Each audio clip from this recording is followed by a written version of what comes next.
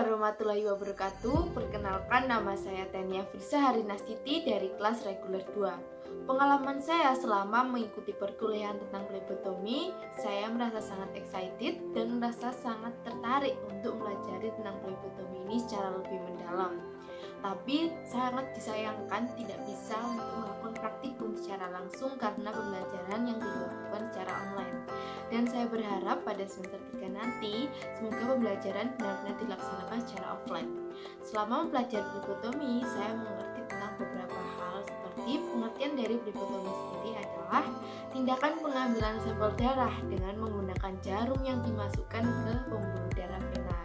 Lalu tujuan dari plebotomi adalah sebagai prosedur pemeriksaan diagnostik suatu penyakit, evaluasi terapi, dan monitor kondisi klien. Alat-alat yang dibutuhkan untuk melakukan prosedur plebotomi yaitu 1. Sarung tangan bersih, 2. Alkohol swab, 3. Tourniquet, 4. Perlak dan alas perlak, 5. Bantalan jika diperlukan, 6. Spuit dengan ukuran sesuai kebutuhan klien, 7. Tabung periksa, 8. Antikoagulan jika diperlukan, 9. Label, 10. Lembar permintaan laboratorium, 11. Tabung vacuum thinner, 12. Needle dan holder jika menggunakan metode vacuum thinner, 13. Bengkok, 14. Kasa steril, 15. Plaster, 16. Gunting plaster, 17. Tempat pembuangan benda tajam atau sub-container. Selanjutnya saya akan menjelaskan tentang macam-macam dari vacuum thinner. Merah artinya tanpa zat adiktif.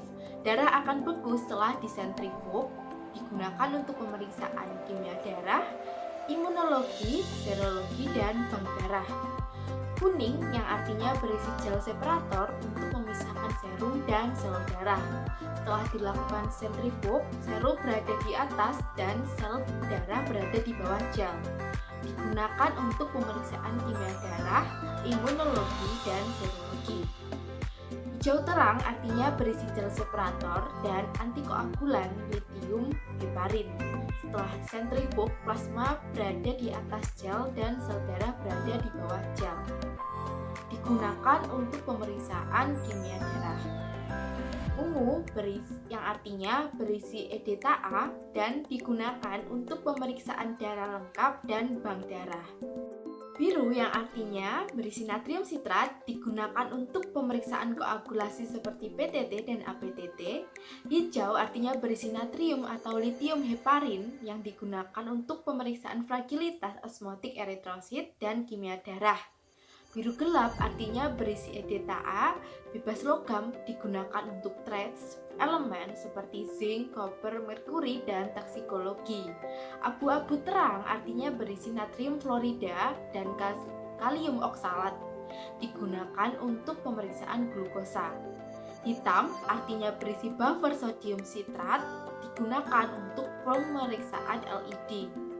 Pink artinya berisi potasium EDTA digunakan untuk pemeriksaan imunohepatologi. Putih berisi potasium EDTA dan digunakan untuk pemeriksaan molekuler atau PCR dan bDNA. Kuning plus hitam artinya berisi media biakan digunakan pemeriksaan mikrobiologi aerob, anaerob, dan jamur. Pada fase persiapan klien yang perlu dilakukan yaitu 1. Menjelaskan tujuan dan prosedur pengambilan darah vena, menjelaskan apa yang dirasakan klien dalam prosedur pengambilan darah vena, dan menganjurkan klien untuk napas dalam ketika prosedur dilakukan. Lalu saat memasuki fase prosedur, perlu untuk mengidentifikasi dan memvalidasi klien yang membutuhkan pengambilan darah vena, lalu menjelaskan prosedur kepada klien. Lalu langkah selanjutnya yaitu mempersiapkan alat-alat yang dibutuhkan dalam prosedur pengambilan darah vena dan mendekatkannya kepada klien. Perlu juga untuk menutup pintu atau menggunakan sketsel untuk menjaga privasi dari klien.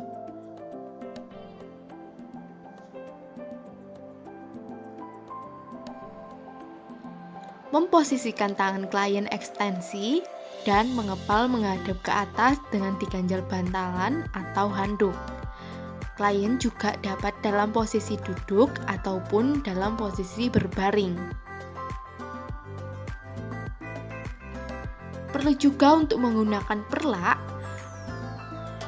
di bawah lengan pasien untuk mencegah apabila darah menetes saat prosedur pengambilan darah vena, maka darahnya tidak akan mengenai pakaian klien.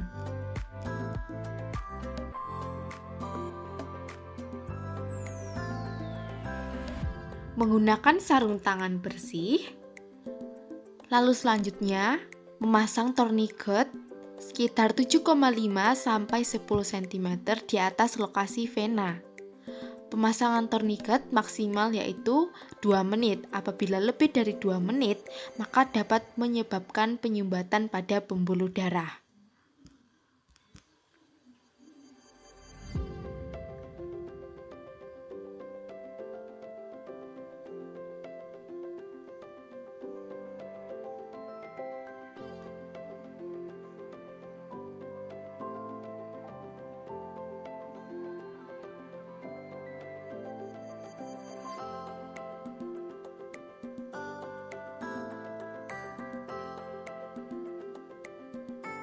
Lalu selanjutnya, menentukan lokasi vena yang akan ditusuk, biasanya terletak pada fossa antecubiti.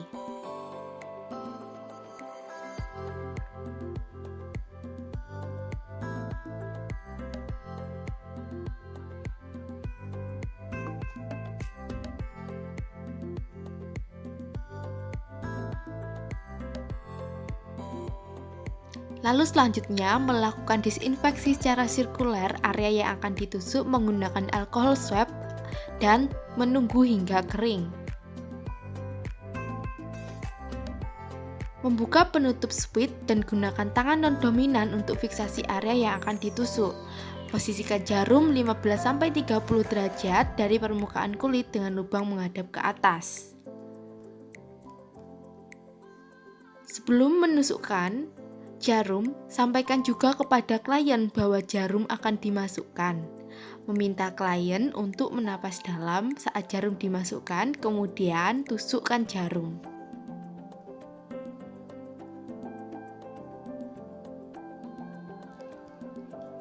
Di dalam video ini, perawat menggunakan tabung Vacutainer yang warna tabung Vacutainer disesuaikan dengan kebutuhan masing-masing klien. Apabila menggunakan tabung Vacutainer, maka langkah selanjutnya yang perlu dilakukan yaitu menghubungkan Vacutainer pada jarum yang ada di dalam holder seperti yang ada di dalam contoh video ini.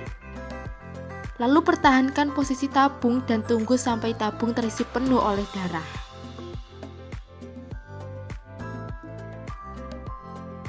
Melepaskan tourniquet. Apabila prosedur pengambilan darah vena telah selesai dilakukan, maka selanjutnya meletakkan alkohol swab di atas lokasi tusukan dan tarik jarum serta tekan lokasi bekas penusukan dengan alkohol swab. Lalu membuang jarum yang telah digunakan tadi pada tempat pembuangan benda tajam atau sub container.